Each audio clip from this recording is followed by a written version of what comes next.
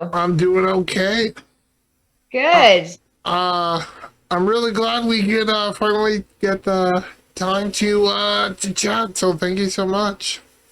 Absolutely. It's apologies that it took a little while to get scheduled, but I'm happy that we have a chance to talk. Yeah, no worries. I understand with the shotgun election, there's a lot to do in very little time, but yeah, I've tried to do in-home meetings with the candidates the last few elections. Like 2 years ago, I met with Jerry Zhang, and 6 years ago, I believe it was Dan Weber who ran for the Conservative. I try to meet with every party. The only party that continually ignores my request is the Liberal Party. Bartis Jagger, she doesn't respond to my emails, tweets, phone calls, anything like that because, well, I asked her to step down a few years ago after she made some inappropriate comments. And after the Wii scandal, I said she should step down as well. So apparently, I'm no longer worth representing or talking to. So, yeah. That's unfortunate to It is. hear. It's too bad. It is too bad. I was trying to reach out to the lady who's running for the Animal Protection Party. All I have is her name. I looked for her on Facebook and stuff like that. Can't find her, but that's all right. So okay. What I'd first like to just ask you is, why are you running? Why are you running in Waterloo? Why is that important to you? I actually watched your video today, but I just want to hear some more of your own words. And why are you running with the Conservatives? Yeah, so I think the reason that I got involved in politics, I wasn't always involved in politics. I was an academic for a long time, and I just started seeing that I thought that our country was going in the wrong direction. Um, I found a lot of what the Liberal government was saying was a lot of talk but no action. And so I reached out to the local riding association just to volunteer. And then I got involved and I found that I met almost like a conservative family. I found that everybody was really open-minded and everybody was really, we could agree to disagree. And I like that about our party is that we're, a big tent party who can agree to disagree. And so I did a few conventions and then, somebody asked me to run and I actually ran against Jerry Zhang in the nomination to be the candidate in 2019. So Okay, Jerry and I are friends good. and so he beat me by a handful of votes. And so this time was my opportunity to run. And, you know, all my life, I think I've always wanted to advocate for those who don't have a voice. And I think that's probably the biggest reason I'm frustrated when I see people being taken advantage of by corporations, by government, by, the lack of representation. And I really think that it's important as a representative or somebody who wants to serve is that you listen to the people and that you make yourself accessible. And so I really just want to be there to listen to people and to hear their concerns and to make sure they're being heard because what I'm hearing at the doors when I go door knocking is that just people are feeling really left behind. They're feeling Mhm. that people are not listening to their concerns and government is becoming less and it's becoming more and more detached from the everyday average person. So I want to be that voice. Excellent. Cool. Okay. One of those people, or one of those groups of people maybe would be people with disabilities. They feel they don't have a voice. As you can see, I'm a person with a disability. I myself care about what the government says they're going to do and what they actually do. Trudeau promised a Canadians with Disabilities Act and never came through on it. Trudeau also has a bit of a program where women of color and, sorry, not women of color, women and people of color and indigenous people can have better access to small business loans. One group of people that I think would benefit greatly from that is people with disabilities, but he chose not to include them. What would you do yourself as a local representative, and what would your conservative government do to assist people with disabilities to join the workforce where there are barriers, or just other issues that are important for people with disabilities? Obviously, healthcare and access and equal rights. Yeah, I'd love to hear your thoughts on that. Mm-hmm. It's very important. And I've knocked on a number of doors now where I speak to parents or people with disabilities. And sometimes I just spoke with a woman the other day who's she adopted a child at the age of 9 months, and the child had fetal alcohol syndrome. And I have experience working with youth who have fetal alcohol syndrome. And I just really felt really connected to her in our conversation. She really opened up to me about the struggles that she faces, trying to manage everything in her life while also, has a 20-year-old son who really needs a lot of support. I spoke to a woman the other day whose daughter has a disability where she volunteers, but she finds it very hard to hold down a job. And when I used to work at One Roof Youth Services in downtown Kitchener. And, I would do I would do the hiring. And I always thought it was very important because not everybody with a disability has a visible disability. That's right. Right. And so, I had interviews with people who had disabilities. And I always believe in giving people a chance and accommodating them in whatever way possible, because I think, to give to the community, to be able to participate in society in a meaningful way for people who want to do so, those barriers shouldn't be there for them. And that we should do everything we can to assist people to participate in everyday life, such as, whether it's working or volunteering or just being involved. And I think that to me, it is incredibly important to support people. In terms of getting in the workplace, I pulled some of the stuff from our plan. So what the Conservatives have pledged is to break down the barriers for Canadians with disabilities. So one of the things is to double the disability supplement in the Canada Workers Benefit. So it'd be from $713 to $1,500, which would provide major boost to lower income Canadians with disabilities. We're also looking at overhauling an array of disability supports and benefits to ensure that that the workers are come out further ahead. So we work with provinces. We work with the provinces to ensure that federal programs are designed to support people to achieve this. So a lot of this would be working with the provincial governments as well. Right. And the other one too was provide $80 million through the Enabling Accessibility Fund. And I appreciate this one to add additional incentives for businesses and community projects to improve accessibility for people, grants to support all types of accessibility equipment that Canadians with disabilities need to work, and enhance the existing program that will get more Canadians with disabilities into the workforce. And they would also reduce the number of hours required to qualify for the disability tax credit and registered disability saving plan from 14 to 10 hours per week. And I also worked at I also taught kids tennis, young kids tennis at it was Northfield Racket Club, and it's not that anymore. And I can't remember what it's called now, but Like slate or gray and stone. yeah, Like that.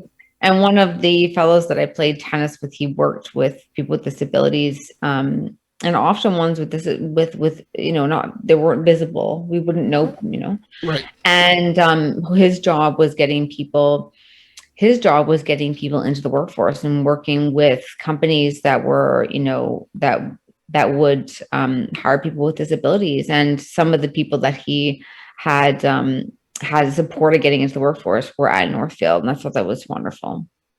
Excellent. Yeah, because there are so many barriers. It's not just the barriers, but there's a stigma too, right? People, the business owners don't necessarily want to hire people with disabilities because they think it's going to cost too much, or they think, that they focus on what they cannot do as opposed to what they can do. So I agree with you. It's important to have people with disabilities, have the access and equipment they need, because as you can see in my picture, I have this joystick right in front of my mouth. It controls my computer. I had no funding for that, but this joystick was well over $1,000. And for somebody on a limited budget like myself on ODSP, that's a lot of money, right, for me to just use my computer. Now, if I want to do that with a job or something else, businesses are going to be like, I'd rather just hire the guy who, it doesn't cost me. But if businesses know that they can get these things paid for, reduce the barriers, it's all the better. So you mentioned working with the provinces, which I think is super important, because it is the provinces that run programs like ODSP and things like that. Now, ODSP, the max you can get for a single person is about $1,300 a month. The CERB was $2,000 a month, and the government was just handing that out to pretty much anyone that was wanting it. While people with disabilities were just forgotten about, and people in the same household could stack CERB, so you could have 7 people in a household and be making $14,000 a month. There's not going to be any issues there. If I live with another person and they make X amount of dollars, my income could be cut. So I know you got to work with the province on this, but what types of things would you advocate for so people on disability supports don't continue to essentially live in poverty? Mm-hmm.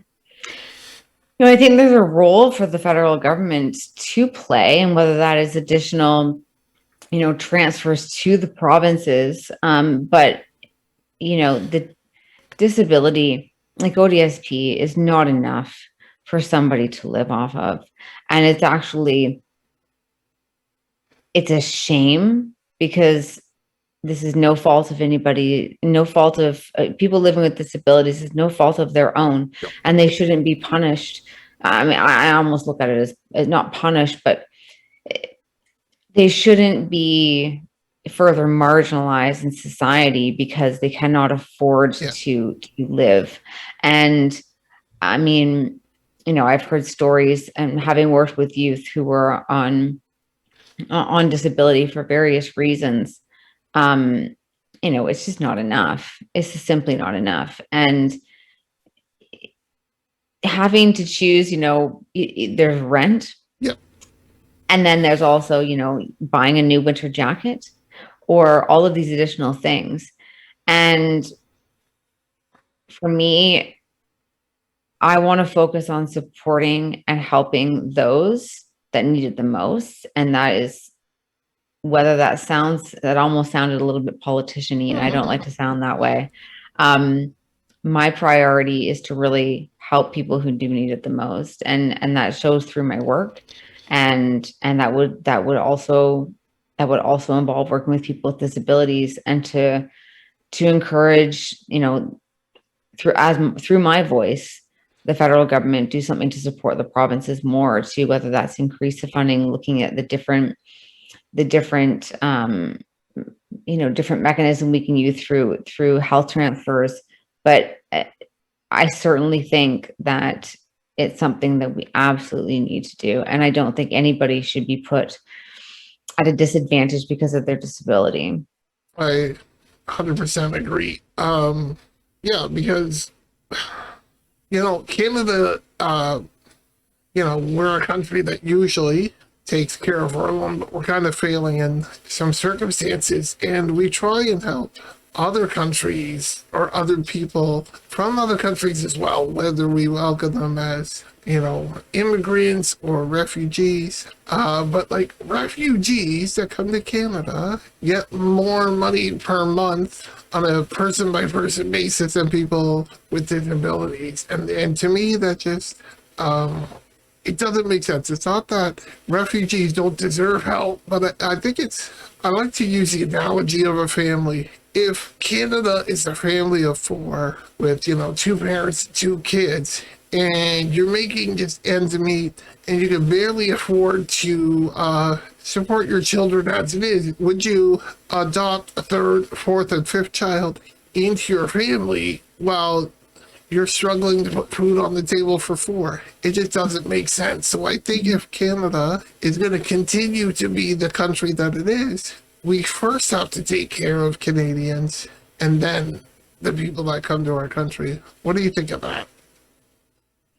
Absolutely. And I don't think anybody is claiming that, we're not a welcoming and Right, open and great country that helps out people in the other parts of the world. But right. we have to help our own first and foremost. Yeah. We have Indigenous communities living in absolute squalor, Yes, and 100%. we have a homeless problem in our region, in our country. We have an addictions problem where people do not people who want to go into recovery or just to go into withdrawal management have no access because they're on a wait list for weeks. And I know that people working with people with addictions, for example, when they want to get that help, they need to get that right away, because all too often that can change very quickly. And so, yes, and people with disabilities should be a priority as well. Same with seniors. Yeah. I heard the same thing. I heard the same thing from people with seniors who, were saying that I can't remember exactly what the clause was, but they didn't qualify for the CERB. And then they also got kind of, pardon my language, screwed over from their normal supports. And it kind of left them in this limbo. And so, yeah, I mean, we need to support people at home first. To me, that's an obvious. I think that's, Excellent. we are a welcoming country. We always help refugees and new immigrants who come here, but Yeah, we need to take care of our own for first. sure. Okay, I want to talk about a few hot topic issues: pandemic, COVID, or vaccine passports. Obviously, you have some criticisms of what the Liberal government has done. What is a Conservative government going to do for all of Canada to kind of get us back on track again? Yeah, it's been a long 18 months now. Sometimes I forget what it's like to what life was like before this. I think people are feeling very, very uncertain about their future. Businesses are very, very uncertain, very uncertain. They're unsure of whether they're going to be able to Small businesses, especially, right? small businesses. Yes, we saw many corporations like, you know, big box stores who raked in money over this pandemic. And I thought this absolutely appalling to watch small mom and pop shops.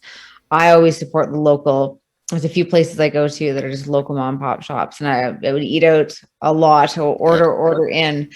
Um, Like, yeah, and I'm with you 100%. Like, I like to go to like Brady's butcher shop to get my meat. I love going to the St. Jacobs yeah, market to get my stuff. yeah, If I have to, I'll go to like a Loblaws old store. But I like to get my bread at Grain Harvest. If I right. can, I shop local, right? And Green unfortunately, Harvest, is that on Lancaster? it's on Lexington. Lexington. I Yeah. think I know the owner. Oh, I think really? I know the owner. I can't remember her name now, but I met her door knocking and she's Very actually, German. yeah. Anyways, Anyway, sorry. yeah, Anyways, to get through the pandemic, yeah. I think we need to move forward in a compassionate manner. Mhm, And I think that the debate around, particularly around the vaccines, has been very politicized.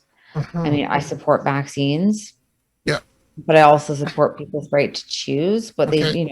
have body autonomy. And, I've talked to so many people at the doors and just through conversations where, they're feeling unsure and they're feeling, I had one woman talk to me the other day that said that she can't sleep at night. She's worried and she's not anti-vaccine. She's just unsure. Yeah. And so I think that we need to approach healthcare and the pandemic with compassion and recognize that, the anger and the rhetoric that we've been hearing from our politicians is not helping, and that we need to look at people as our neighbors. They are community members, Yeah. they're our family, they're our friends. And so I think there are many ways that we can move forward, including vaccines, but also rapid tests and screenings. Yeah. For example, I went to a senior's home today, and while I am vaccinated, I still took a rapid test before I Right. went because I don't know if I could be carrying it, right? So I think there's other measures that we can use. So I don't like the division that it's caused. Agreed. Um, I just don't like the division. I see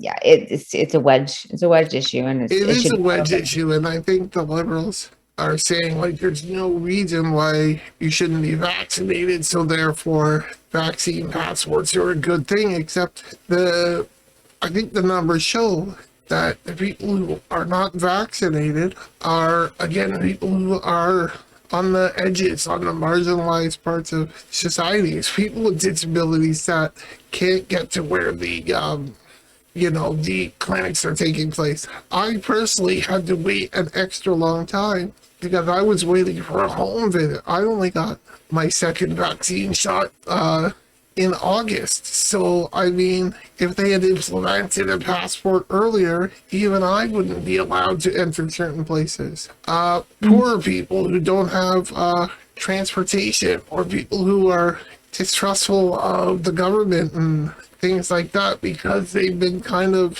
marginalized already. Like, why would they trust the government to, deliver a healthy vaccine? Also, people, like you mentioned, our indigenous community, some of them are in squalor. Like, I've heard from some people that indigenous communities have had trouble getting vaccines or getting to where the vaccines are. So, if you create this division, it's not along the lines of, vaxxer, anti-vaxxer. It's people with access and people without access, and that just goes to further exacerbate the problem.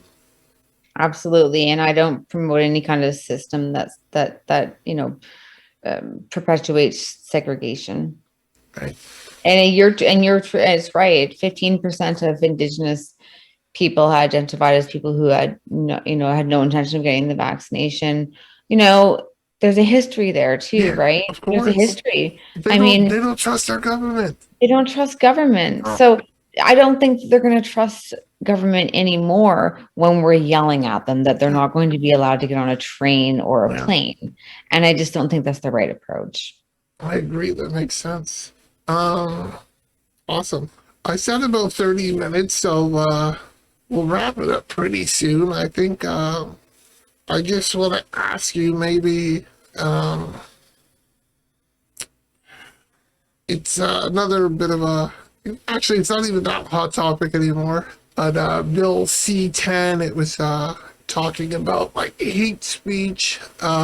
I think free speech is of the utmost important. I think, speaking ugly things is horrible, but I think, in my opinion, unless it's an actual call for violence or anything like that, speech should be protected. Where do you fall on the whole, should the government be, essentially allowed to either arrest you or fine you for the ugly things you say? Now, I don't like ugly things, but I also think sunlight is the best disinfectant. And if people have ugly opinions, if we hear them, we can help people change their minds. And just slapping, a fine on them, throwing them in jail, it just pushes ugly opinions underground. I think debate, conversation is, that's what free speech is. I want to hear your thoughts on that and Bill C-10. I absolutely love the way that you just answered that. I absolutely love the way, and you're exactly right, that shining the light on it is the important thing. And I love what you said about changing people's minds, Yeah, because we are never going to be, this whole idea of hate speech, sure, violence of any kind, nobody supports that. no, At least most people don't yeah, support that. But, just because I say something that might offend somebody, well, people don't know my life, the struggles that I've gone through. right, I have lived experience of things that I've gone through in my sure, life. And some of the things that someone might say to me might offend me, but they wouldn't know it, right? right, So, people don't have a right to not be offended, but I do think people should be decent to one yeah, another and kind to one another. yeah, But I do not believe in criminalizing speech. It pushes it underground, and yeah, it only creates more problems. And you see the vitriol that we see on social media, and you yeah, see some of the things that people say. And I think that some of this conversation, if it were more out in the open and people yeah, were able to speak, it wouldn't be driven underground. agreed. Agreed. Yeah. Yeah, you mentioned like you can disagree with somebody and you don't have to hate them, right? And I think we need less division. I think we need more just talking and being able to agree to disagree, because right now it seems like so many Canadians and people all over the world, North Americans, Americans as well, like we're so entrenched in our tribes that like we just it's us versus them. And I just wish it would be more, we like can't we just figure this out together? Yeah, that would be my hope. So I totally agree with you. awesome. I just want to give you one last opportunity. I'm actually still undecided as to who I'm gonna vote for, so not your sales pitch, but just explain to me why I should vote for you, Megan. Oh, you know what? I'm always the worst at propping myself up. I really am. I'm not a very good, I don't always like talking about myself. Right, People say, oh, you have a PhD, you should call yourself doctor. And I say, I'm just like everybody else. Just call me Megan. right. Um, because my intentions are pure. I've been around politicians, and I think some people go in it for the right reasons. Uh-huh. I do think some people go in it for the wrong reasons. Yeah, And I do think some people that go in it for the right reasons end up in it later on for the wrong reasons. yeah, And my sole intention of doing this is not to gain power, is not for any kind of money, because no money in the world will make me happy. I go to the thrift store to get my clothes. I live a very simple, basic life. And so I'm not in this for any other reason but to really listen to people, then their stories, understand where they're coming from, try to see all different sides, because I have friends who are on all different sides of the political spectrum. And what I realized is that when you can truly understand where someone's coming from, you realize that their political views really stem from the environment that they were raised in and how right. they grew up, or the circumstances that they face every day. So I understand sometimes I understand why some university students, see the NDP as their choice. They're feeling as though they're never going to enter into the workplace. And, the NDP are offering all kinds of programs. Mind you, I don't know how they're going to pay for them, but I see why people have different political views and opinions. And I think it's great for democracy.